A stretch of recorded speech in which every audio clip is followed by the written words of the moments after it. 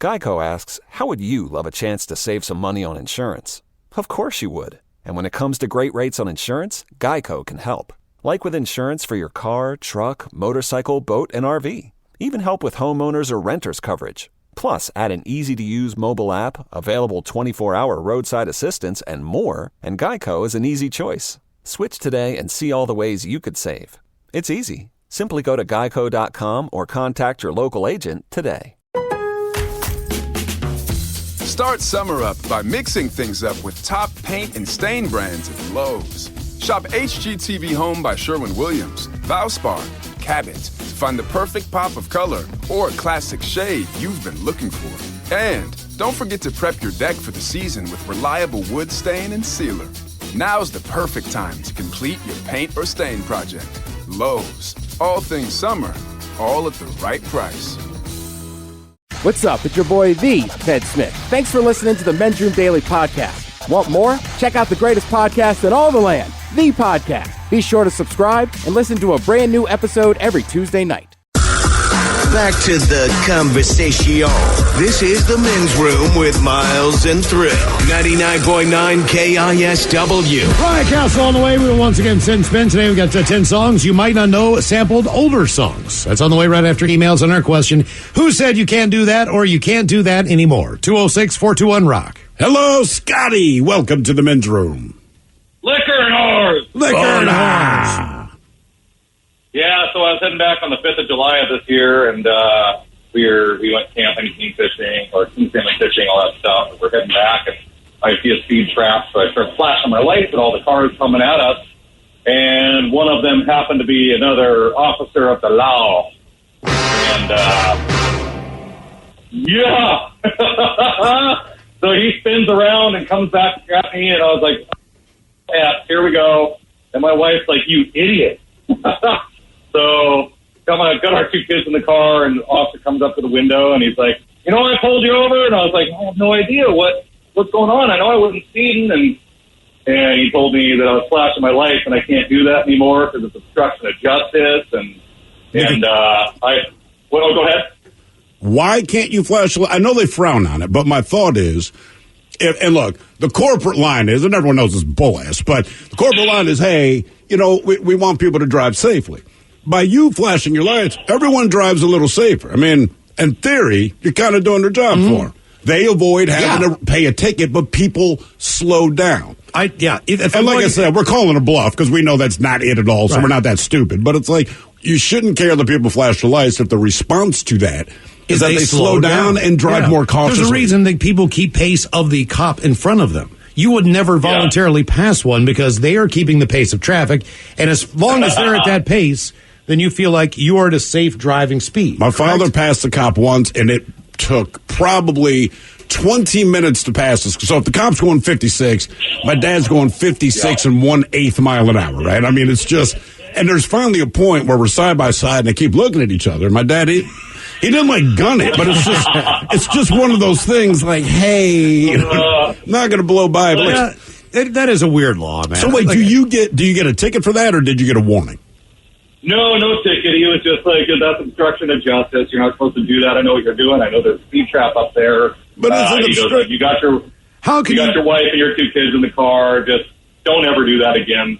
You know. I know. Is that really a law, though? I'm glad you kept it. I'm with you. I know they frown on it, but is it? I mean, I guess they can say it, but to me, and again, I don't know all the ins and outs, but flashing your light and knowing that the result of you doing that is that people start obeying traffic laws, which in theory is what everyone would like, right? Yeah. So, but that's like obstructing justice because I put a lock on my front door of my house. Now I have something, a deterrent to people breaking in. Am I obstructing justice because this meth head who's rolling up my driveway may have walked in my home and you could have arrested him? So is that a problem that we have locks on our... Well, I don't think the lock on your front door messes with their income. It messes with their wallet. That's all it is. Right. That's all it is. Exactly. You know what? And they get paid a lot of money. Trust me. Yeah. That's all they I'm on your side, man. All the way.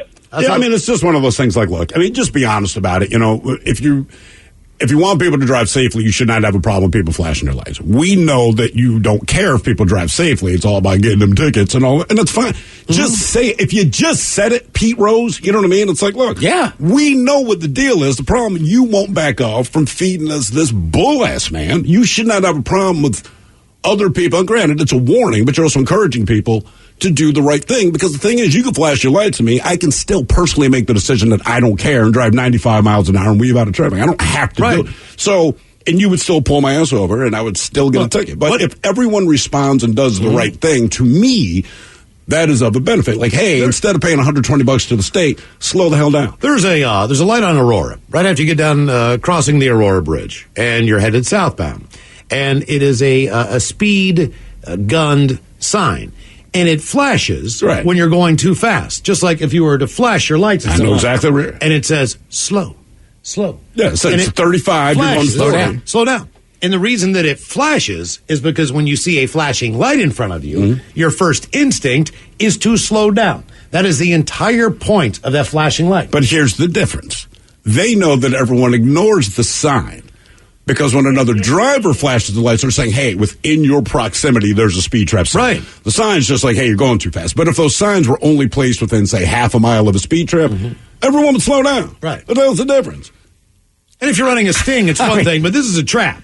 Right. In normal lexicon, as far as the English language goes, a trap is, you know what I mean, like kind of a weird question from your significant other where you go like, that's trap. Right. You know what I mean? Hey, look, you're right. And it's not a good situation. We shouldn't speed. And I get setting up a speed trap. I'm not against that. But if someone else goes by and wants to let other people know, hey, slow down, this should not be a problem. No. Like I tell my kids, before they go to school, like, listen to your teachers, don't get in a fight, don't cuss. Is that bad?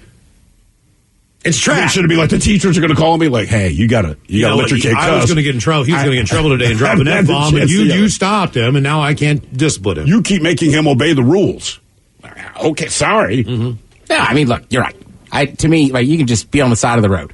Right? You don't have to be hiding the car. Like, the idea is to slow down traffic. Everybody sees two state troopers sitting there. They'll slow down. They will slow down. Yeah. Yeah, that's all. It's ridiculous. Hello, Joe. Welcome to the men's room. Hola, gentlemen. Hola. So this was a number of years ago. I'm, much older now, but went to 4th of July with my future spouse. And on the way out, there's just this mass of people moving. And it goes from being able to walk to basically you're shuttling through like cattle. So I see this fence next to us, and I say, hey, why don't we jump the fence, and then we'll just cross the train tracks right here and go home. So we proceed to jump the fence. As we're walking across the train tracks, a cop comes running over and jumps in front of us with his hand on his gun and says, whoa, where do you think you're going? And I said, well, we didn't want to wait in all that BS back there, so we jumped the fence so we could go home. And he said, not unless I tell you you can. And at the time, I had what would be considered a hot temper. And I started dropping many, many expletives and started to take my jacket off because I was going to go over and punch the cop in the face. And my significant other grabbed me by my shirt collar and started yanking me away as I was screaming at this cop, telling me I was going to beat his face in. And when we got back to the car, she said, that crazy has got to go or I will. That's fair. Yes, it is. I would have to agree with her on this. Yeah. But like, hey, you can't threaten let's the cop. dial it down a little bit. You can argue the merits of flashing a light, but when you incite or offer violence, you know what I mean? I'll punch you in the face. Yeah, that does, yeah. But that's okay, man. You live and you learn. Yeah. After my wife got mad at me, I didn't lose my temper, but when we first moved to Seattle, these three kids, I don't know, 16 to 20 maybe, I don't know. I'm drunk, we're walking home, and they kind of jump out in front of us in Belltown, and they're going to mug us. And I'm like, no, you're not, dude. And the dude had a knife, and I explained to him everything they did wrong. And it turns out... Tell him what you said. That's what she was most upset at me about, okay? So these guys jump out, and she's a little nervous. I'm just angry, because I'm like, I don't have time for this. First thing, if you don't have a gun, you ain't get my money. It's just that simple, because you got a knife in your hand, which means you need to get close, and I can tell by the way you're holding it, you don't quite unquote know how to use it, you know what I mean, in this situation. And if you get close to me, I'm going to take that knife, I'm going to kill you and your big fat friend there. I'm going to cut his throat because he's too big, so I'm not going to fight him. That dude started looking nervous. So I said, look, if there's going to be three of you and you're going to try to mug someone, if you have any goddamn self-respect, at least have two guys behind me. So if you do scare me and I'm going to run away or something like that, you're already going to be closed in. I mean, it's like standard football 101, dummy. So I would turn around. Now I'm trapped because the two guys are behind me. They're not. You're all in front of me, and I've already sized you up. I figured out how this goes. You can get the F away from me and go the hell across the street, and they did. So I'm very proud of myself. My wife's very quiet the rest of the walk home, like 3 or 4 more blocks. She tore me a new ass. We got in the house. How dare you not let those kids mug us? Well, I mean, her thing was like, and I cannot believe you explained to them how to do it. I said, look, I don't care what they do, but if you're going to do it, you goddamn do it right, man. Exactly. Come up to me and ask for my goddamn money. F you, man. I don't have time for that. I'm from Baltimore. Sorry, man. And it's just my mindset. I wasn't being mean. I'm not trying to be funny. I was not trying, but it's like, it's not going to happen. But I'll tell you how this goes down if you want to pursue this. Mm-hmm. And if you choose not to, and I can tell by the looks on your face, is you're thinking, oh man, this guy might be crazy. You might be right, mother effer, because you're trying to steal from me. And I'm drunk and angry about this now. So send him across the street. She was not pleased. So what's amazing to me, I have this moment of pure machismo, right. You know? And then you get home and I'm just eviscerated, man. I'm not getting laid? I saved the family. By the time she was done, I wanted to track him down. Like, here's my goddamn wallet. Right, just you know what I mean? Take it. Jesus. That way my wife will like me again. Rather gotten stabbed than deal with her, man. Who said you can't do that or you can't do that anymore? 206-421-ROCK. You laugh, Mike. I'm telling you, by the time she was done with me, I'm like, I feel bad that I did not let them mug me. You're mad because I gave them better instructions on how to be a quote-unquote tough guy or whatever it is they think they're doing. Like, and by the time she's done with me, I'm like, Jesus Christ. They're a tough guy. They wouldn't have a knife. I feel awful. Exactly. Hello, I'm going to mess up your name. Jora. It's Jora. Hello. Oh, Jora. All right. I got close. Yeah. All right. So what I was told I could not do is basically make a thing out of myself and get out of my home state with my car. And I went from the East Coast all the way here to Seattle. So what, your parents didn't want you to leave the house? No, it was more so a case that I've got severe nerve damage and was told I couldn't basically get out of my home state and do a thing with my life. And I ended up a firefighter for 14 years. Oh, sweet. What was the nerve damage that people were so worried about you leaving? Diabetic nerve damage. It was severe to the point where some things are way oversensitive, other things it's completely numb. What are some things that are overly sensitive? Is it always the same spot or does it change?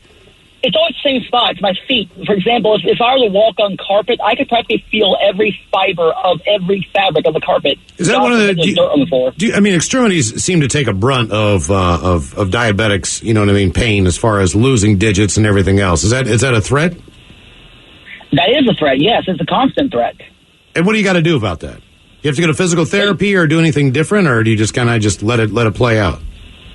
You just really got to let it play out and get used to it, unfortunately, because there's nothing that can be done for the nerve damage. Once it's there, it's there. It doesn't go away, and you didn't treat your life 100% perfect, and it stays there. Where are you from on the East Coast?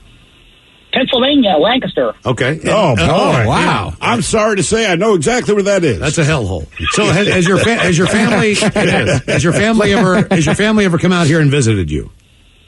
No, they've stayed on the East Coast and they're home in North Carolina. Oh, they went to North Carolina. See, I think if they would have come out here, they'd have said, you'd have made the best decision of your life. Or sorry, we actually told you that you're you coming from Lancaster. You can going to Flint, goddamn Michigan. They'd be like, keep moving upward. Right. I mean, climb that ladder, boy. So as a firefighter, though, how has it been a detriment, or is it something you can work around?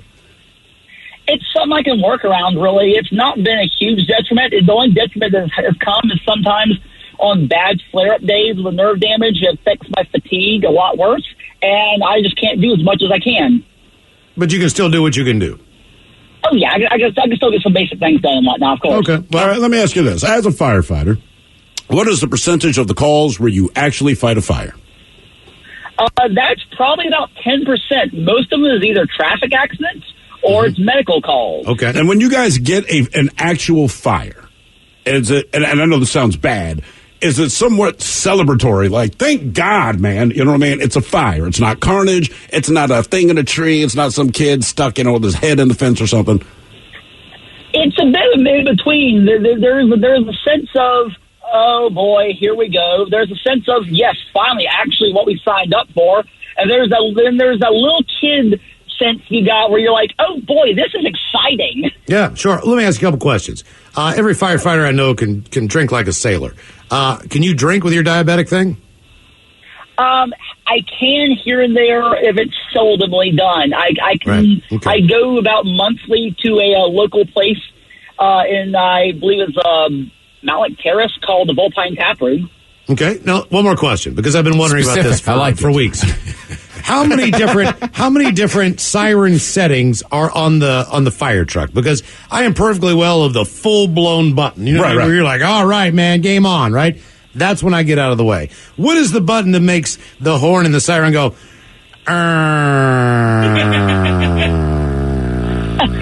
that like? Is that like the maybe? Is that the maybe button, or what is that? No, that's the mechanical siren. It works like basically like a miniature air raid siren with a spinny thing and the thing that makes a sound. And every time you press the button, it revs it up a little bit. And why? What is that button? What does that button say? Does that say we all need to go to lunch? Right. Does that say, like it's not real important, but we still don't want to wait at this light? We're in a bit of a hurry. Right, because it just sounds like maybe. And I'm always thinking to myself, should I get out of the way? That tells me it's not carnage and there's no fire. Right. It says like, all right, the cat will still be in the tree when we get there. This person's going to survive this heart attack. They're fine. Exactly. Okay. It's labeled Q siren because that's the model name of the Q2B. You personally ask me, the way you get them to move out of the way is what we had in Lancaster, where we didn't have an air horn on the fire truck. We had a flipping train horn. Jesus. Okay. All right. That'll do it. Yeah, that will. Anything that burns in Lancaster is from 1750, so it's going to go up pretty quick. You got to get there in a hurry because it's a matchstick. I think sometimes with sirens, it's just the end of it. I mean, you hear that stuff when you ever see like an old school siren? Right. And that just... Right. Just wind it down. Right. Who said you can't do that or you can't do that anymore? 206-421-ROCK. I'll tell you what's aggressive is the cop horn. When you just don't get out of the way? Yeah. But that just sounds completely different. But people actually move. Yeah. Somehow the siren means that we see it downtown all the time. Same intersection. Cops got to be frustrated as hell driving down. I mean, they trying are to get people out of the way. blowing down the road. You hear these sirens from 8 blocks away, man. And I mean, like, they're in a hurry, right? And they basically have to slam on the brakes because there's always just this one car, and there's a million places they can pull. And finally, when they just meet, then they're like, oh, I see what I'll get out of your way now. Just figure out where you are and you know what's going on. If you're on 1st Street, right, and you're headed north, get in the left lane. They're going to 3rd. You got to know where you are. That's all. You know it's not hard, man. It is not hard. They're making a right. They're going to 3rd. Who said you can't do that or you can't do that anymore? 206-421-ROCK. Hello, Joey. Welcome to the men's room. Hola, bitches. Hola. What's up? So, I'm in the military, and we do these things. We take inventory of our gear, right? We lay everything out, see what we have, what we don't have, right? All right. So, our commander comes through, and he's like the head guy. Like, he's the top of, our chain of command. He's the guy that tells us what to do. Me and him are cool. I'm not even a sergeant yet. And so we're laying out inventories one time, and I do this thing. It's not because I don't care. It's just I'm very nonchalant. I'm very relaxed. I eat when I'm at work. Like, we're in the motor pool or we're fixing Humvees. I eat, Okay. And my platoon sergeant comes out while we're doing these inventories. Commander's coming through, and she's like, hey, you need to stop eating. Commander's like, nah, he's good. I like him. You don't have to worry about it. She pulls me off to the side, and she starts yelling at me because the commander doesn't mind me eating. And so I'm like, did I just get in trouble because my platoon sergeant was wrong?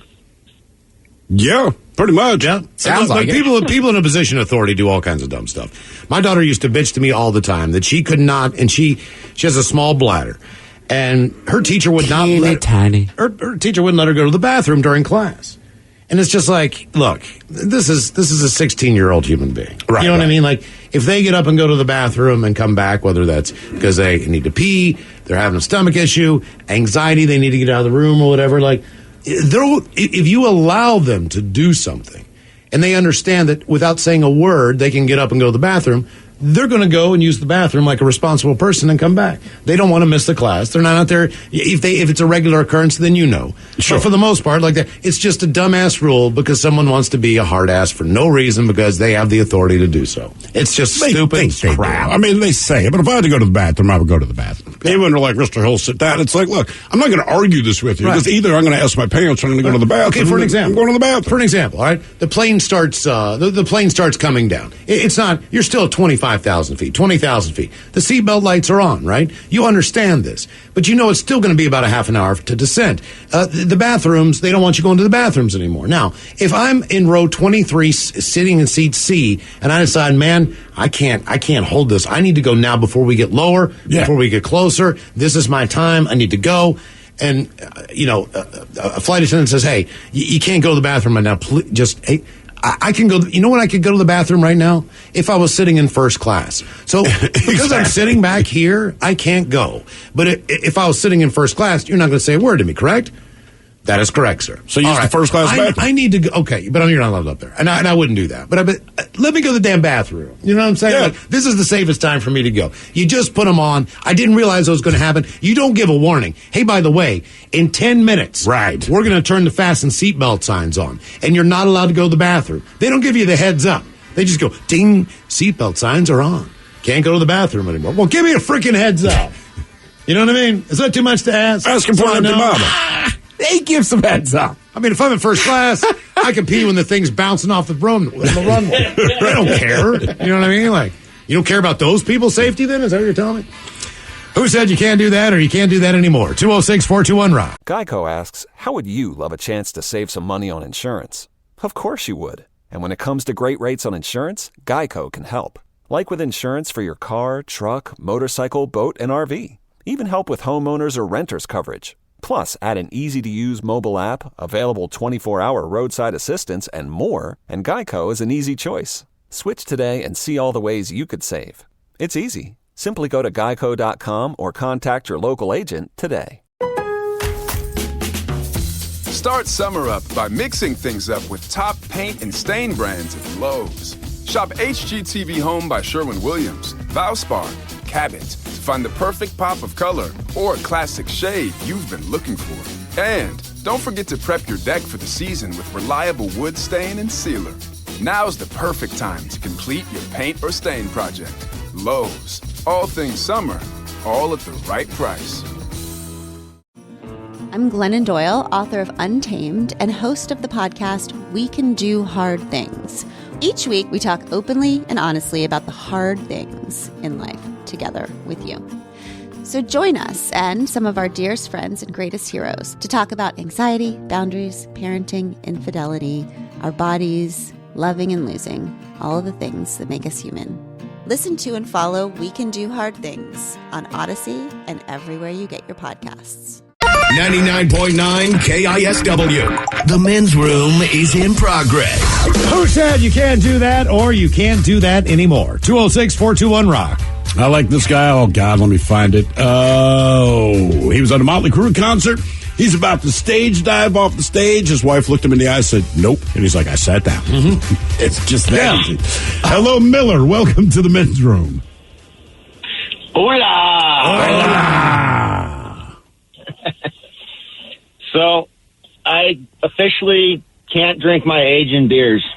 Your Asian beers? How old are you? Age. Oh, your age. Okay. Yeah, no more Sapporo. I'm like, Sapporo's that's out. a damn weird thing. Exactly. Kieran's out. Right. Have you hit 30 years old yet? 32. Ted gave me some advice on Friday, actually. Oh, yeah, it was your 32nd birthday. Yeah. What was Ted's advice? To pace myself, don't chug, and have 3 square meals. And did you listen to him? All right, what happened? Well, I just lost track. Yeah, that's what happens on your birthday. Okay. How did you feel the next day? Oh, I've been better. Definitely been better. That's your body saying don't do that anymore. That's all. You know what I mean? Yeah. Like, have a good time, but yeah, that's it's not really, you don't need to punish yourself because you were born that day. You know, but you will. Right. Yeah, I mean, you could do it in other ways, but you don't have to go that hard. Well, the thing is, you don't really punish yourself that day. The punishment shows up the next day. Yeah. I think it's right. Usually on your birthday, you allow yourself to do something you probably normally wouldn't do. You hope you normally wouldn't do it. Yeah. Yeah, hope. But like on Christmas Eve. Like I'm eating everything, drinking a bunch of beers.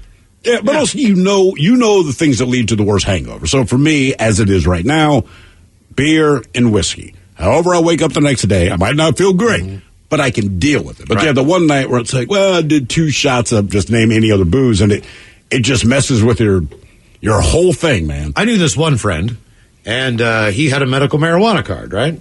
All right. But you can't take marijuana on an airplane. You can't take it, Right. So I know that he had taken it one time on a trip, and his significant other might have said, did you bring marijuana on the plane? And are you very close to this person? I've talked to them, and did you go up with them? If you do this again, yes, I did. I saw him every day. If you do this, I'm not traveling with you anymore. What's sneaking it on? Yeah, I would put like a joint in my, and somewhere. He would. Yeah, he would. That guy, right? That guy, right?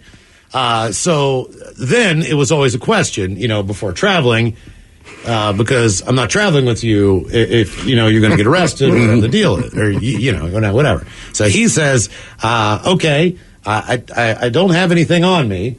You know what I mean? Don't worry about this. I would never do that. You know what I mean? Because we're going to travel. And then you get to the destination, lo and behold, well, Bammy, you got a joint now. And that person says, well, you can't have any because, you know what I mean, you give me crap for this. But I was told that if I were to do that I couldn't travel with that person anymore. So they would just magically appear when we got to the destination. But I was always asked beforehand, just to make you promise you don't have any. No, I would not do that to you. You know what I mean? Like I would never do that. I don't want to get us in trouble, or whoever it was. My answer is always, I don't know. I get that before every trip. Is there anything in the suitcases or the bags I need to know about? I don't know, because if I knew it was there, I would have done it already. So if there's something there, it's not something I'm trying to take. It is something that I have otherwise forgotten about. More recently, at an airport, and a little beagle shows up and it's sniffing around, and we're waiting in customs, and I'm asked directly, what do you have? I don't have anything. And I'm still getting like mean bugged. I'm like, I don't have anything. And the dog ended up going after the old lady next to me for her ham sandwich. Oh, really? Good call. Oh, the dog's going nuts. I got shaken down in the Charleston airport in West Virginia. The guy looked at my ID when I was going through it's a very small TSA check-in point. Sure. Just one X-ray scanner and all that. And he looks at my ID and he goes, Washington State. And he's like, you guys have legalized marijuana, don't you? Yeah. And I said, yeah, we do. We've had it for a few years. Why? He said, is there anything in that bag? And I said, you think for 1 minute that I would come to West Virginia and buy your swaggy ass weed and then fly back with that to a place that has legalized weed? Is this your theory on this? Right. And he's like, well, I just want to make sure you don't have anything in the bag. I said, sir, let me get this straight. I've been in West Virginia for a week. You think I came here to buy weed? Transport to a place where it's legal. This is why you're not a police officer. Right. This is why you couldn't be a mall security guard. Because you are that freaking stupid. You know what I mean? Like, going to Tudor's Biscuit World over here and get myself a biscuit. You take my bag if you want and dig all the way through it. Just make sure you fold my clothes and do. He's like, no, sir, you got to stay right here. I'm like, this is going to take a long time and you're an idiot. Let me see your supervisor. He's like, okay, I'll bring her over. And I said, this jackass. And basically that's what I said. And she's like, oh, God, that's so dumb. No, you go. That's so dumb. You go. Don't do that, Randy. Like, what are you, an idiot? You're like, you hired an idiot. Now I got a biscuit. I think the ultimate power move, and I love this move for Miles. I think you're coming back from, Jamaica? Oh, yeah. But you had weed on you. Mm-hmm. And then there's the dog. Oh, God. And Miles it was in BWI, yeah. And what he does is drops to a knee and calls the dog over. Oh, yeah. So now, don't touch the dog. Why not? It's a beagle. He's cute. Rubbing his ears. But then the guy pulls the dog away. Yeah, like, don't touch the dog. Don't touch the dog. The dog, like, the dude's got weed on. Yeah, exactly. Yeah. Did you pull the... That was so well played. Then I rolled right by him real quick.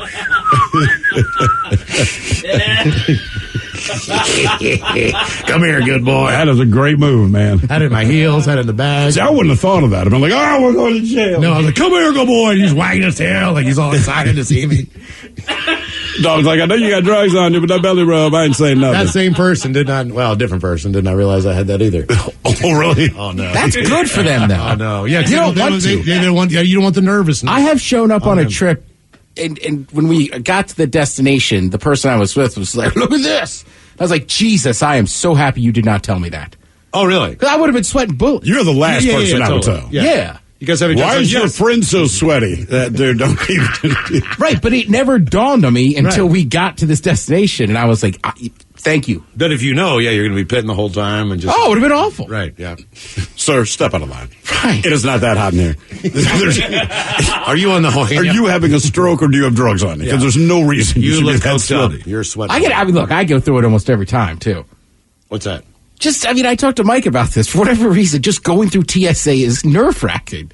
You should get. I don't have anything on me, and I'll be sweating bullets. Sir, are you okay? Well, the good thing you make it worse. I'm okay. Are you okay? Yeah. Well, half the time now, but with the pandemic and everything, I'm not really flying anywhere. So if you do drive or fly someplace, it's typically to me Oregon, California, or like in Nevada, where I'll just buy it there. It's not really but then those days that was not an option. No. So it's just like, look, I'm packing. It's an option. It was just more difficult. Before it was legal in California, we flew down to San Diego. We got in late at night. We went to a bar. We sat at the bar. This black chick with dreads walks out of the kitchen, and immediately we're like, hey, do you know where we can get weed? She was also 60 years old. And she looks at us, and she goes, now, why would you ask me that? I was like, because you're a black chick with dreads. In a jazz bar. So you know what she did? Yeah, at a jazz bar. She pulled a pen out of her pocket, unscrewed the pen, and handed us a joint. Thank you. Like, she had it on her. We were just like, can you tell us where to go to buy some? She's like, but she called us her angels. Do not know why. Opened the pen that was in her pocket, shook out a joint, handed it to us. Also, then I almost got thrown out of a bar in Wrigleyville. And I'm there with my mom. It's her 70th birthday. My sister and her husband at the time. So if you've ever been to Wrigleyville around Wrigley Field in Chicago, awesome. Yeah, it's great. So, just buckets of light beer. And this waitress is loving us. She's like, this is great. You guys are doing this for your family. She mentioned she's a parrot head. All right. Jimmy Buffett. Right. So the next time back, I'm like, you really like Jimmy Buffett that much? Yeah, I'm going Tuesday. Hey, say, anywhere around here you can find some weed? What? Why would you ask me that? Oh, wrong parrot head. It went down south quick. Really? Yeah. Like she was the point offended. she was like, I was like, yeah, we'll tab out. Sorry, my bad. Before this, if I hadn't been with my family, I'd been like, oh, I'm in. This waitress likes, well, I know. Right. She's a waitress. She's supposed to like No, that's your wheelhouse. But the Jimmy Buffett thing really threw me. Right. How could that not be? You're going to Buffett on Tuesday and you're offended? I got a blender in my trunk. You're going to have a bad time. Right. I got a blender in my trunk and I'm going to get hammered and drive home, wasted. But, a joint, God forbid. Yeah. What, who said you can't do that or you can't do that anymore? 206-421-ROCK. I found the right security guard, though. I had someone else spot me at the zoo. Says, what's up? Jorge here. To go along with the question of the day, I saw a thrill at the zoo. And my son said, Dad, don't go up to him and say anything. You're going to embarrass us. Damn, man. Yeah, you're an intimidating what do you do guy. that your son just assumes, like, if my dad opens his mouth, it's going to be embarrassing for all of us? It's weird, because my wife kept saying, people are pointing at you. I said, they could be pointing at me for a myriad of things. It's a giraffe. Right. It could be any reason at all. I don't know. I'm not going to bother. Well, and trust me, because I have run into this. If you think people are pointing at you and they have no idea what the radio show is and you walk over all confident, you look like a complete jackass. Check your fly. Yeah. Check your zipper. Anybody ever tell you look like that guy on TV? Okay. So wait, how did it go down? Once was at an airport and the guy kept turning and looking around. And I start smiling and I'm like, what's up, man? Can I ask you a question? Yeah, sure, man. What's up? You a bartender here in Denver? What? No. And then another time I was in a hot tub with another friend of ours who works at a different radio station. The guy's like, can I ask you guys a question? I'm like, sure. What is it, man? Are you Brad? Oh, really? Yeah, I looked at Brad. Mornings at KISW in Bellingham. Yeah. Very like famous, Brad John? Very famous guy, man. Yeah. He owns that town. And I just kind of slunk out of the tub. You go to Bellingham, you don't pay for a beer. You realize that? Well, he doesn't. No. He doesn't even drink. Golf. I anything. do. Golf, anything. It's on the house. Who's? Because he's famous. Are you Because he's Brad? famous. He's on the radio. Oh. Yes, he's Brad, yes. I'll tell you the rest of that story off the air, but trust me, I postured up. I'm ready for it. Yeah. I go with my daughter there for dinner and stuff and tell people I knew him. Yeah. See if I can get a break. Who said you can't do that or you can't do that anymore? 206-421-ROCK. Hello, JD. Welcome to the men's room. Hola. Hola. Hello. So, I was born with a birth defect, kind of. I have an extra vertebrae. Okay. They're considered a birth defect or like extra. They're like you got an extra pickle in your Or you just got a long burger. torso. There's another medical term for it, but I just call it a defect because it affects me in a difficult way. What is the negative result of having an extra vertebrae? So, what happened is, so if you are any kind of familiar with the way a spine works, your lower lumbar, which is called your L series, leads from 1 to 5, and then you have your tailbone, which is called an S1. My tailbone split, so I have what is called an S1 and an S2. Does that mean you have kind of a tail? No, it's a little different from that. So you know how like vertebrae kind of look like knuckles stacking on top of each other, Sure. until it leads up. So a tailbone is literally like a knuckle stacked on top of a triangle. Okay. And my knuckle setup separated from my triangle. So what did people tell you that you wouldn't be able to do? So I was born with this because it's a birth deformity, but I didn't figure out until I was 20. Okay. And one day I woke up and I stood up and my legs cut out from under me and I couldn't feel them for about 10, 20 seconds. And drove myself to the hospital and did the whole scans and figured out what was going on. And they told me that I should not have been able to play football, should not have been able to wrestle, not been able to run track back when I was in high school. They're telling you this when you're 20. Yeah. When I'm 20. Well, it's a good thing you on didn't top know. of that, yeah, well, yeah. And I feel like everyone would be as sore as I was after doing, an event like, as sport. So I figured, everyone's this sore. But believe it or not, it was just me. Okay, but are you good now as an adult? Yeah. They told me I shouldn't do a lot of things, but I still hike 10K mountains. I still work construction, and I still do as much as I can do to make sure that I stay physically fit. And what's really helping me is that the fact that I'm actually moving and staying. You do stay busy. You stay busy. Right. I could tell. Yeah. So that's my go-to. Okay. What's the most weight you can put in a backpack? I hike with 65-pound bags. There you go. I mean, if you can do that, Jesus. dude, you're going to be fine. Yeah. Not saying later on down the road you won't feel like ass, but right now. If you can do that now. Might as well. I don't know if I'd do that now. I wouldn't do that now. It's terrible, man. 65 pounds? That sucks. No. That sucks. That's a maximum pack, man. You got that. That's like almost like an alpine pack. It's like throwing my sleeping kid over my Either that shoulder or and then you- saying, I'm going to go hike. Either that or you get like a gallon of Jack Daniels in your bag. Well, I would do that, but that's the difference, right? If you said, look, you have the 65-pound pack, not because we're hiking so much as we'd have to hike to the campsite, but in your backpack, it is 65 pounds of booze, drugs, and other adult goodies. I got it, man. How far is the hike? Depends. That's what I'm saying. Like, I know people who carry like a cast iron skillet if they're going to do an open fire to cook with. All right. But no, thank you. No. Just give me a Pequot stove and a little small thing there I can just tuck in there. Who said you can't do that or you can't do that anymore? 206-421-ROCK. I'm going to eat chips. His head travels light. Right. Eat some bears. They're light. Hello, Ron. Welcome to the men's room. Hello, Ron. Hola. Ron. No, Ron. Goodbye, Ron. Hello, Isaac. Welcome to the men's room. Hey, what's up, guys? Hola. Man, it's good to hear y'all's. Well, I mean, I've been on the hearing y'all's voices, but it's good to talk to y'all. Yeah, man. Well, Appreciate thank you, it. man. Thank you, man. Yeah. So, bottom line is, my dad he told me that he didn't think I could make it in the military. So I'm in the military, and when I was 18, I told my dad, I was like, "Look, Dad, I lost my job, and I don't want to.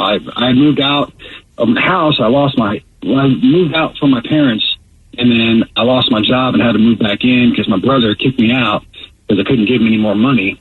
And then I was like, well, I guess I'm going to join the Army. long story short. And my dad was like, I don't think you can take it. I don't think you can handle it. Why? Was your dad in the military? He was. He was in the Army in the 70s and the 60s, like during the Vietnam era. And he was, one of them boomer guys, I guess you call them these days. Why did he think you could, mentally, physically, lazy? Or both? You know what I mean? Like, what was it? So kind of both. So when I was in school, I hung out with like the stoners and the goth kids and stuff. And I was kind of, one of the least people they'd least expect would join the military. And, I used to wear the big, what are those? The big Jinkos and the fishnet shirts and all that crap. Sure. Listening to Cure, crying. All right. Yeah. Rocking and rolling. Yeah, exactly. Listening to your radio station. Nice. So, yeah, I mean, I did it anyway, man. And I've been in 16 years now. Wow. And I'm going to retire in 4. Wow. Good for you.